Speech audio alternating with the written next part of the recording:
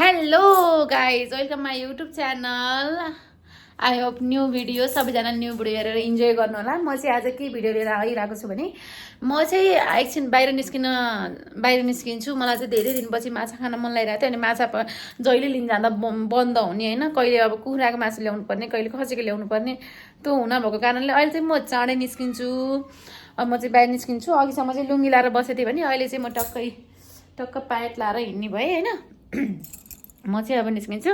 अनि म चाहिँ यहाँ गर्मीले अब एसी बिना बस्नु सक्छु, अब एसी बन्द गरिदिन्छु है त। एसी बन्द गरेर टक्क म चाहिँ अब हिँड्न लाएँ। म चाहिँ बाहिर जान्छु, अब माछा लिएर आउँछु, माछा पकाउँछु, भात पकाउँछु, अनि मेरो बुढा आउनुहुन्छ अनि खाना खान्छु भनेर भन्छु। म चाहिँ निस्किन्छु। चलाउन भने चाहिँ एकदम बोर लाग्ने क्या, चलाउन भन्दा निकाल्नै झ्याउ लाग्ने। अनि यस्तो नि हुन्छ त गाइज। अब माछा लिन जान्छु अरे नि पैसै नलिकन म हिँड्दिनँ त नि। ल अरू भिडियोहरू अब माछा पसलमा गएर माछा लिएर आएको बनाएको सबै बनाएर हाल्छु, तपाईँहरूले नछुटाइकन हेरिदिनु होला है त। म चाहिँ घरबाट बाहिर निस्किसकेँ। के गर्नु भएको दिदी? ए म चाहिँ दिदीसँग कुरा गरेको। म चाहिँ बाहिर निस्किएँ। अब चाहिँ कपडा पनि काका सुकाएको चड्डी हिँड्ने बाटोमा चड्डी सुकाएर नै हुन्छ त।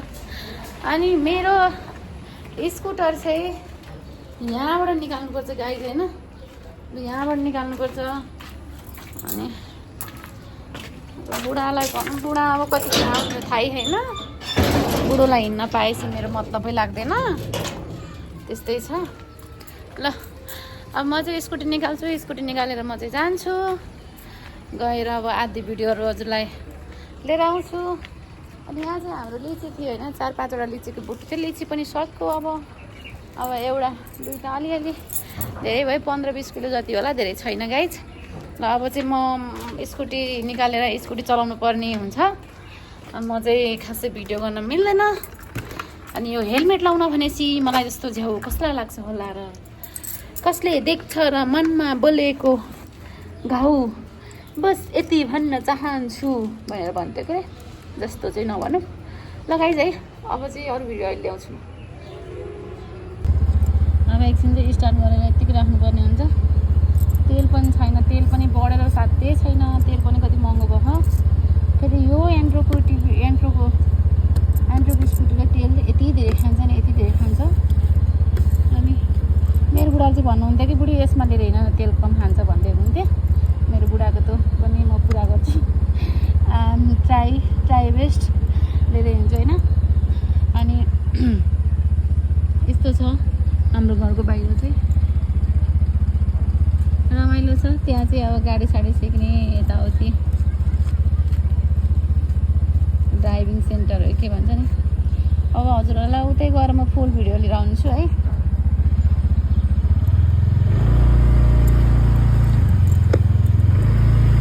ल गाइज म चाहिँ हिँडिसकेँ स्कुटी लिएर। अब यहाँबाट धेरैमा धेरै मलाई यस्तै कति मिनट भनेपछि धेरैमा धेरै 4 मिनट त भने। अब आधी भिडियोहरू हजुरहरूलाई उतै घर लिएर आउँछु है।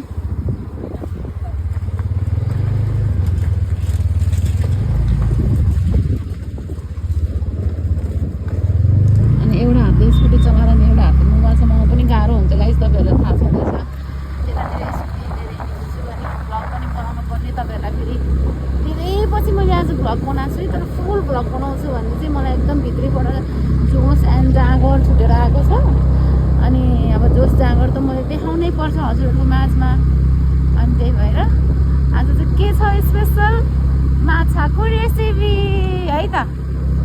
स्पेसल माछाको रेसिपी छ आज। ल अरू चाहिँ अब क्या गर्ने हुन्छ ल भिडियो।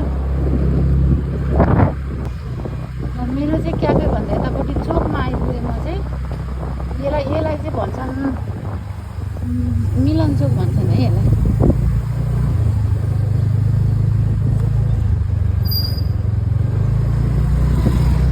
यसरी आउँछन् गाडीहरू। म चाहिँ अब क्या आइपुग्यो भन्दा क्यानाडाको पनि त्यही थियो। मेरो क्याफेको हालत यस्तो छ गाइस, क्याफेको हालत यस्तो छ। अब म यहाँबाट चाहिँ मसला मात्र पिसेर जान्छु। फेरि मसला पिस्न चाहिँ आएको हो। अनि यता चाहिँ हाम्रो यति फिटनेस। अब यति फिटनेस भनेपछि अरू केही भन्नु पर्दैन। अनि म चाहिँ अनिसा ल, यो चाहिँ हाम्रो क्याफेको बोर्ड हो होइन।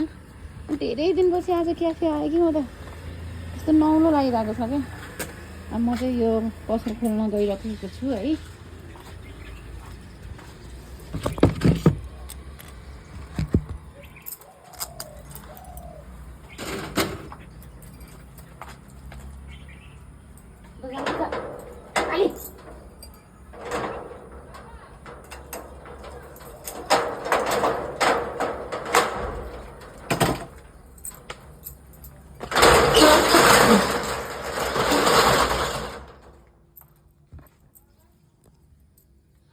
ल क्याफे पनि खोलेँ म आएर।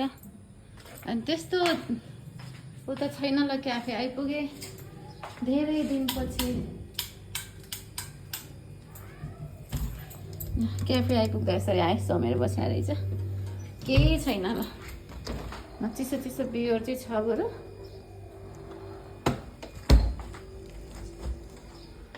यता चाहिँ यस्तो छ, सुनसानै छ है।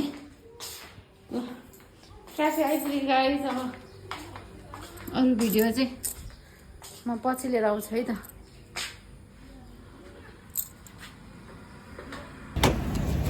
म चाहिँ यहाँ आइपुगेँ है। कस्तो गर्मी भएको छ। म चाहिँ यहाँ माछा लिने ठाउँमा आइपुगेँ।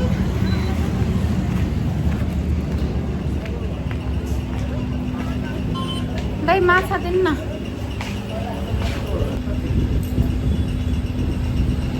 1 किलो भन्दा ट्याक्कै 1 किलो पनि नगर्नु, ठिकै गर्नु न।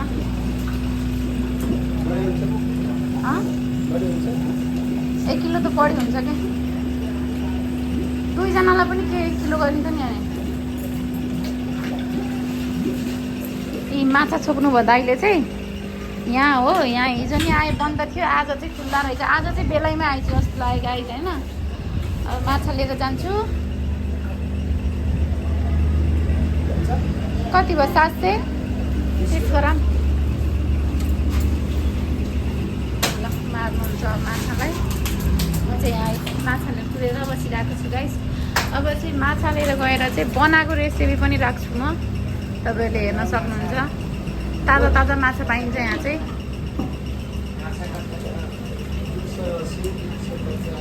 ल हाम्रो यता चाहिँ पुलिस स्टेसन छ है।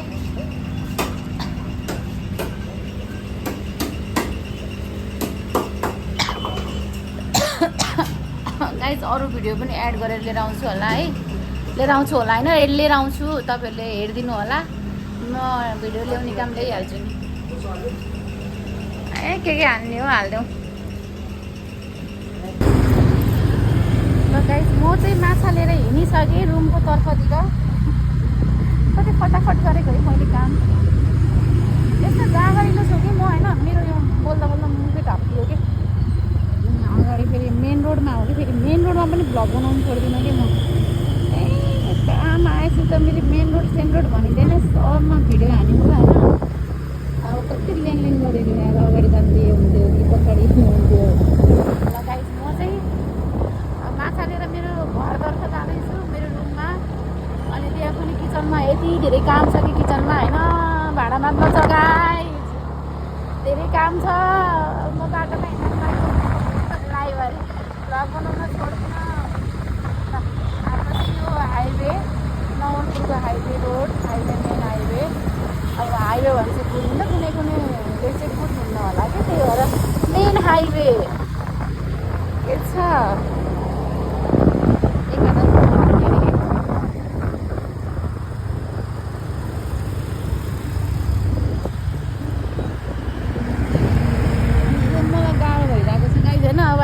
तपाईँहरूले पनि भन्नु होला यसो मोबाइल राखे हुन्थ्यो कि भिडियो बनाउनु पर्ने भन्नु होला। हुन्छ म तपाईँहरूको कुरा पनि मान्दिएँ, मलाई त महसुस भएको छ कि तपाईँहरूले यस्तो भन्नुहुन्छ भनेर। ओके म राखिदिन्छु। जान्छु अब चाहिँ म आइपुग्न लागेको अब धेरै टाइम लाग्दैन सिर्फ 2 सेकेन्ड है 2 सेकेन्ड गाइस म चाहिँ आइसकेँ म चाहिँ रुम आएँ यता चाहिँ मेरो किचन ल हेर्नु भाँडा बाँध्न कति छ यहाँ अन्य खान भाँडा बाँध्न आयो म चाहिँ आइसकेँ किचनमा अनि यति फोहोरो हो कि होइन फोहोरो धेरै गरेर राखेपछि फोहोरो हुन्छ ल अब बनाएर माछा बनाएर लिएर आउँछु ल रेसिपी चाहिँ मेन आज रेसिपीकै भिडियो ल्याएको होइन मलाई चाहिँ कस्तो पानी तिर्खा लाग्यो क्या अनि यहाँ तल बहिनीसँग पानी मागेर खानु लाग्यो के अरे चिसो पानी लाग्ला तपाईँहरूलाई त दुध हो भनेर त्यो चाहिँ फिनेल हो होइन घरमै एकदम अर्ग्यानिक तपाईँहरूलाई फिनेल चाहियो भने कमेन्ट गर्नु होला के म त नदेखाउनु के मलाई फेरि भाइ र रुम र मैले तिमीलाई देखाएको छैन मैले त के अरे फिनेललाई देखाएको छु कि अन्त दोकानबाट ल्याउनु भयो भने के हो होइन के मिसाएर दिन्छन् त्यो थाहा हुँदैन गाइज मात्रै देखिन्छ त जुम गराएर कति जुम भएछ त नि ल यो चाहिँ एकदम सर्प यो गरेपछि यो घरमा यो बनेपछि सर्प केही पनि आउँदैन हेर्नु यसरी बन्छ यहाँ फिनेल चाहिँ र सबैले अर्डर गर्नु होला है यो फिनेलको मालिक हामी नै हौँ देख्नु पनि यो चाहिँ अर्ग्यानिक घरमै बनेको फिनेल हो क्या यो चाहिँ तपाईँहरूलाई चाहिन्छ नि त होइन अब गरिब महिनामा सर्पहरू धेरै लाग्छ अनि त्यो सर्प लाग्न कारणले फेरि नलाग्नलाई के युज गर्छन् भन्दा फिनेल युज गर्छन् है त ल म हजुरहरूलाई अब अहिले हाल्छु सबै भिडियो मलाई फेरि जहाँबाट आए पनि मेरो रुममा नछिरिकन त मलाई त मन सन्तोकै हुँदैन हाय रुममा आइसकेपछि त फेरि यति आनन्द आउँछ कि अनि मेरो चाहिँ रुम यस्तो छ है गाइज यता चाहिँ टोयलेट बाथरुम छ यता चाहिँ ड्रेसिङ टेबल छ यता चाहिँ हामी बुढाबुढी सुत्ने बेड छ र भन्नुपर्दा यता चाहिँ मेरो मात्र लुगा राख्ने दराज छ बुढाको लुगा धेरै छैन मेरो मात्र लुगा धेरै भएको भनेको अनि मलाई रुममा आउन साथ मलाई गर्मी हुन्छ गर्मी भएपछि ट्याक्क लियो रिमोट अन गर्यो होइन एसी अन गरेपछि अनि ठ्याक्क लाएर अब